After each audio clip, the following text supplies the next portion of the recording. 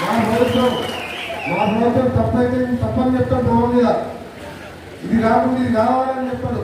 ఆదివార భోజన నాయకులు మన నడవడం వచ్చిన సంఘంగా పట్టాభజం వచ్చిన సంఘంగా వారికి స్వాగతం పలుకుతూ ధన్యవాదాలు తెలియజేసుకుంటూ వేదికలో ఉన్న మాజీ ఎమ్మెల్యే జిల్లా సిపిఎం గారు రంగారెడ్డి గారు, ఇంకా యాదగిరిరావు గారికి, దేవేంద్ర రెడ్డి గారు, నరసింహారెడ్డి గారికి, రత్నాకరరావు గారు, ఆదిరెడ్డి గారికి, ఇంకా మీనారెడ్డి గారికి చాలా మంది పెద్దలందరూ ఉన్నారు.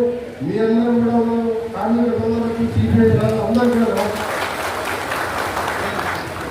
సురవరం సుధాకర్ రెడ్డి గారు కామ్రేడ్గా ఒక అజాత శత్రువు.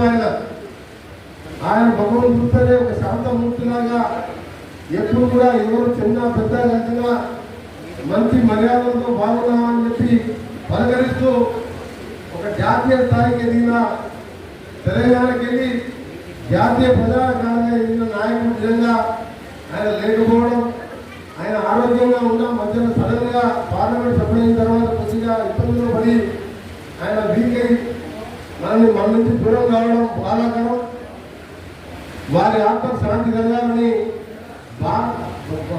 భగవంతుని ప్రార్థిస్తూ ఇప్పుడే నేను మన పల్లా వెంకయ్య అడిగితే అంటే ఈరోజు పెంచలేదు ఏంటంటే మా దగ్గర ఎవరికి కాదు, ఆయన బాడీని మీరు కూడా టీవీలో చూస్తుంటే నాకు అంత మొత్తం లేదు, ఆయన బాడీని మన గాంధీ ఆసుపత్రికి ఇవ్వడం జరిగిందని చెప్పి చెప్పడం నిజంగా కూడా ఒక గొప్ప విషయం. ఈరోజు అలాంటి నాయకుడు చిన్నతనం నుంచి వాళ్ళ పురవరం ప్రతాప్ రెడ్డి గారు కాంగ్రెస్ పార్టీలో ఉన్నా ఈయన కర్నూలులో చదువుకున్నప్పుడు అక్కడ ఏఎస్ఎఫ్ఐ సిపిఐ కమ్యూనిస్టు ప్రభావం కాలం వల్ల సమయంలో ఏఎస్ఎఫ్లో జాయిన్ అయ్యి చిన్నగా మన నల్గొండకి కూడా పార్లమెంట్ సభ్యులుగా రావడం, మహబూబ్నగర్లో మన పక్క జిల్లాలో పుట్టిన ఇక్కడ మన జిల్లా నుంచి ఎంపీగా ఉండడం, ఆ తర్వాత జాతీయ ప్రధాన కార్యదర్శిగా రావడం నిజంగా ఎంతో గర్వకారణంగా భావిస్తూ ఒక మహానాయకుడు కోల్పోవడం కార్మిక లోకానికి, కర్షక లోకానికి నిజంగా తీరని లోటు.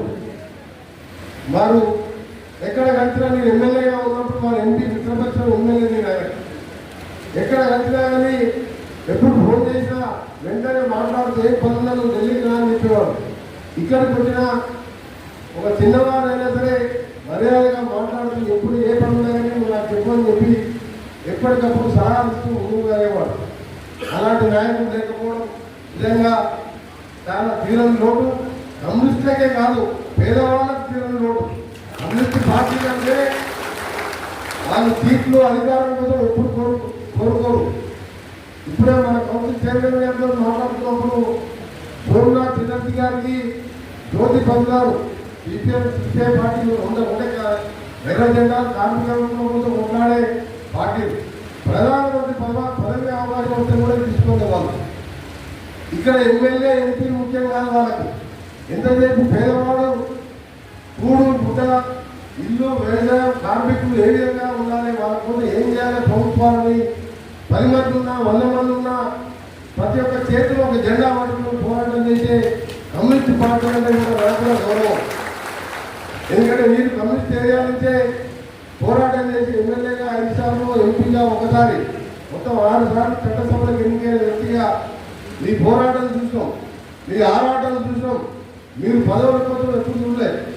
కానీ ఈరోజు ప్రజల కోసం పోరాడుతున్న కమ్యూనిస్ట్ పార్టీని తప్పకుండా ఫ్యూచర్లో కూడా ఈరోజు మేము మా ప్రభుత్వం తెలంగాణ ఇచ్చిన రాష్ట్రంగా ఎన్ని ఇబ్బందులున్నా ఆర్థికంగా పేదవారికి ఆత్మగౌరవం, ఎండొస్తే ఎండకు, వాన వస్తే వానలు పడుకోకుండా 5 లక్షలు పెట్టి ఇందులో ఇల్లు కానీ 12 సంవత్సరాలుగా రేషన్ కార్డు లేక పేదవాడు ఉపవాసం ఉండే పరిస్థితి నుంచి తెల్ల రేషన్ కార్డుతో పాటు 7 లక్షల మందికి మొత్తం 50 రాష్ట్రంలో అందరికీ సన్నబియ్యం లాంటి ఇచ్చి పేదవాడు కూడా అందరూ సమానంగా ఉండాలని చెప్పి కొన్ని కార్యక్రమాలు తీసుకున్నాం.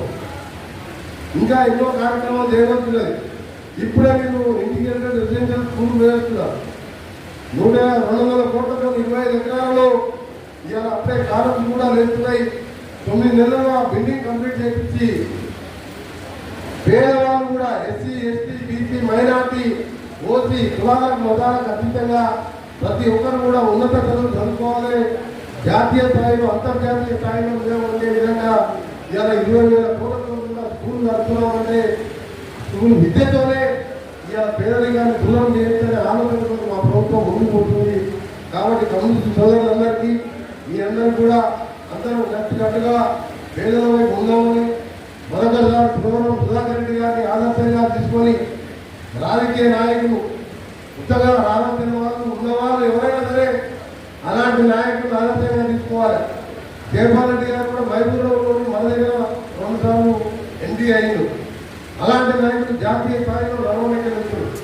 రావి నారాయణ రెడ్డి గారు ఇంకా ఆరుట్ల కమలాదేవి కానీ రామచంద్రారెడ్డి కానీ భీమిరెడ్డి నరసింహారెడ్డి కానీ ఈరోజు భూదానుద్యమం జరిగినా కొండా లక్ష్మణ్ బాబుజీ తెలంగాణ కోసం మంత్రి పదవికి రాజీనామా చేసి 93 ఏళ్ల వయసులో ఢిల్లీలో చలిలో తెలంగాణ కావాలని చెప్పి నిరాదీక్ష చేసిన నేను అదే పాటలో 3 సంవత్సరాల మంత్రి పదవి ఉంటే కూడా నాకు మంత్రి పదవి వద్దు, తెలంగాణ వచ్చే తీసుకుంటా అని చెప్పిన మళ్ళీ తెలంగాణ వచ్చిన మంత్రి తప్ప మొత్తం పదవి తీసుకున్నాను.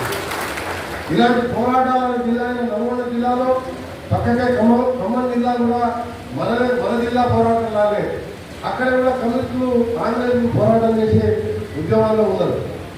అందుకే మీ అందరూ కూడా మరొకసారి నమస్కారం తెలియజేసుకుంటూ సంతాపం చేసిన సందర్భంగా మననే మాట్లాడినాము. మన రాష్ట్ర కార్యదర్శి గారితో కూడా మాట్లాడి సుబ్రహ్మణ్యం సుధాకర్ రెడ్డి గారి పేరు మీద నల్గొండ జిల్లా కేంద్రంలో ఏదైనా మంచి కార్యక్రమానికి ఆయన పేరు పెట్టే విధంగా ఆయన విగ్రహ ప్రతిపాదన ఇచ్చినప్పుడు తప్పకుండా విగ్రహానికి కూడా సాయం చేయాలని చెప్పి వెంకరెడ్డి గారికి సత్య గారికి చెప్పడం జరిగింది. వారు విగ్రహం పెట్టుకున్నప్పుడల్లా ఈ బలహీన విగ్రహాలు ఎందుకు పెట్టుకుంటాం, రావినారాయణ రెడ్డి గారిని కూడా త్వరలో భోగిలో ప్రత్యేకంగా ఏర్పాటు చేస్తాం. ఆ 17 ఎందుకు పెట్టుకుంటారో బలహీనది ఆ అడుగుజాడలో నడిస్తే మనం కూడా పేదల కోసం పోరాటం చేస్తాం. మనకు కూర్చుంటుంది నాయకులకు కానీ ప్రజలలో కానీ అలాంటి వారిని గౌరవించుకోవడం మన సాంప్రదాయం. కాబట్టి మరొకసారి సుబ్రహ్మణ్యం సుధాకర్ రెడ్డి గారికి నివాళులు అర్పిస్తూ సెలవు తీసుకోకుండా అందరికీ నమస్కారం.